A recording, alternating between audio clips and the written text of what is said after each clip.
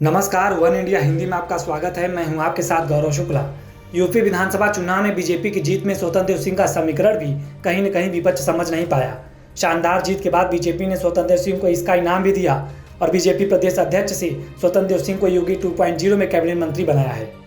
योगी सरकार में स्वतंत्र देव सिंह के कैबिनेट मंत्री बनाए जाने के बाद अब बीजेपी को नई यूपी चीफ की तलाश है। फिलहाल अभी स्वतंत्र देव सिंह ही यूपी बीजेपी के अध्यक्ष हैं, लेकिन सूत्रों के मुताबिक बीजेपी जल्द ही यूपी बीजेपी अध्यक्ष पद से इस्तीफे के लिए स्वतंत्र देव सिंह को कह सकती है। लेकिन उससे पहले बीजेपी नए नाम को तय कर लेना चाहती है, जिसके लिए बीजेपी में मंथन का दौर भी शुरू हो गया है। सूत्रों के मुताबिक बीजेपी इस बार किसी ब्राह्मण नेता को अध्यक्ष पद पर बैठाना चाह रही है। नेटवर्क 18 में छपी खबर के मुताबिक पार्टी के एक वरिष्ठ नेता का कहना है प्रदेश अध्यक्ष पद पर चर्चा जारी है और ब्राह्मण नेता को इस बार पद पर नियुक्त करने को लेकर चर्चा चल रही है। बीजेपी के अध्यक्ष पद के लिए जिन नामों पर विचार किया जा रहा है उनमें दिनेश शर्मा, महासचिव गोपाल नारायण शुक्ला और राज्य के पूर्व बिजली मंत्री श्रीकांत शर्मा शामिल हैं। योगी के पहले कार्यकाल में दिनेश शर्मा डिप्टी सीएम रहे हैं तो श्रीकांत शर्मा ने बिजली विभाग की जिम्मेदारी संभाली है।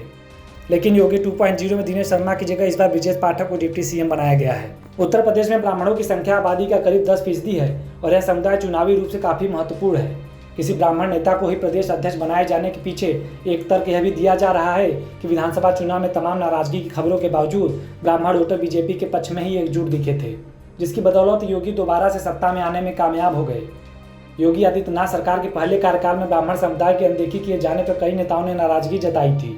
ऐसे में विधानसभा चुनाव के दौरान ब्राह्मणों की नाराजगी को दूर करने के लिए ब्राह्मण नेताओं का एक पैनल भी गठित किया गया था। दरअसल सामने 2024 का चुनाव है और कहते हैं कि अगर दिल्ली का रास्ता तय करना है तो यूपी से होकर जाना पड़ेगा और यूपी ही तय करता है कि दिल्ली में कौन बैठेगा। इसी समीकरण को देखते हुए बीजेपी पूरी प्लानिंग में जुटी है। बीजेपी नहीं चाहती कि किसी भी जाति समीकरण में कोई कमी आए जिसका असर 2024 के लोकसभा चुनाव पर पड़े।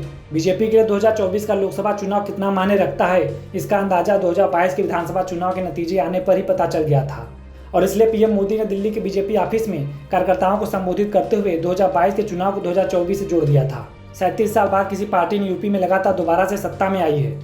अब 2024 से पहले बीजेपी के नए चीफ की तलाश भी जारी है। अब देखना होगा कि 2022 के समीकरण से ही बीजेपी 2024 में आती है या फिर कुछ नया देखने को मिलेगा। इस खबर में बस इतना ही। ज़्यादा अपडेट्स के लिए बने रही वन इंडिया हिंदी के साथ।